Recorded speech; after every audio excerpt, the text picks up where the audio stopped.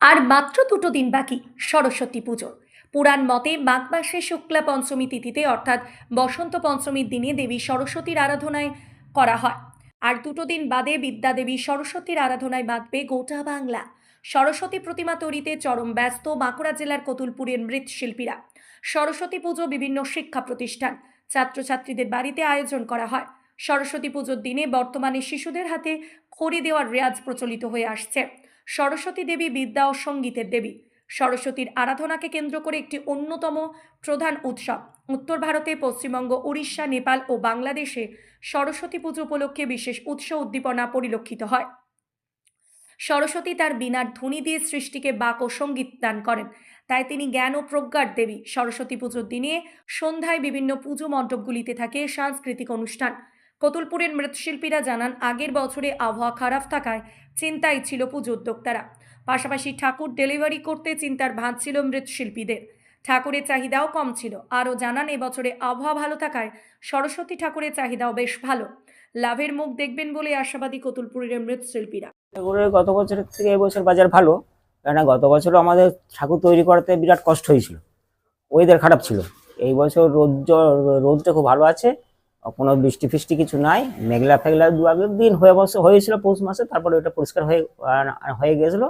তো এই বছর মোটামুটি গত বছরের থেকেও বাজার ভালো, ভালো দামে ঠাকুরও বিক্রিও হচ্ছে। হ্যাঁ, গত বছরের থেকেও এই বছর প্রতিটি ঠাকুরের দাম বাড়া দামে বিক্রি হচ্ছে, বা অর্ডারও ভালোই এসেছে। এখনো যা সব ঠাকুর আছে সব ভালো দামে বিক্রি হচ্ছে। প্রতি বছরে আমাদের ঠাকুরের অর্ডার বাড়ছে, কেন পুজো তো বাড়ছে। বাচ্চা ছেলেরা সব উদ্যম নিচ্ছে, পাড়ায় পাড়ায় পুজো হচ্ছে। মেয়েরা সব একটা গোষ্ঠী করে তারাও সব পুজো করছে, নানা রকম সব প্রতিযোগিতা করছে, কুইজ ফুইজগুলো করছে পাড়ায় পাড়ায়। ভালো, হ্যাঁ অবশ্যই। হ্যাঁ, গত বছর থেকে এই বছর লাভের মুখ দেখতে পাওয়া যায় ভালো। কিরকম কি দামে বিক্রি হচ্ছে?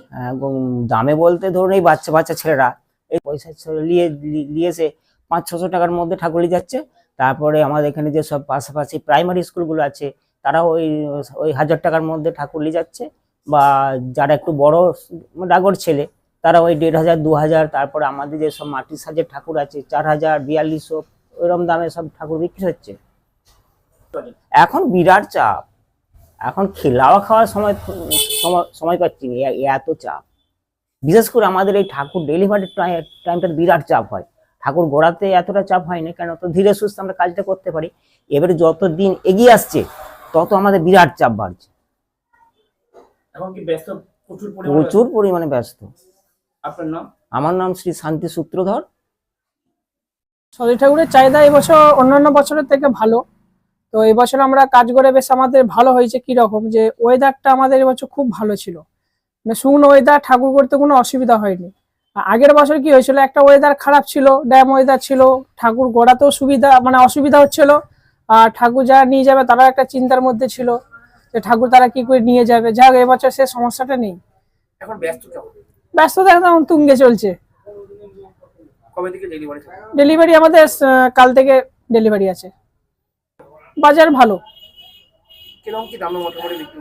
দাম মোটামুটি ধরুন এই ঠাকুরগুলো মোটামুটি 3500, 4000, বা পিছনে যে বড়গুলো আছে ওগুলো 6000, 6500 এরকম। আর ছোট ঠাকুরও আছে। ব্যস্ততা মানে এটা শীতকালের সিজন, তো আমাদের কাজের পক্ষে খুবই অসুবিধা হয়, সেজন্য কাজটা কম হয় এবং ওই জন্য আমাদের আগের থেকে প্রিপারেশন নিতে হয়। এবছর কতগুলো অর্ডার আছে? আমাদের অর্ডার আছে বলতে গেলে মোটামুটি ধরুন প্রায় 80-85 পিসের মতো অর্ডার আছে। তার মধ্যে কিছু রেডিমেড থাকে ছোট ঠাকুর। আপনার নাম? সন্তু সূত্রধর। আর আমাদের কারখানার নাম দীনমন্দির দাস।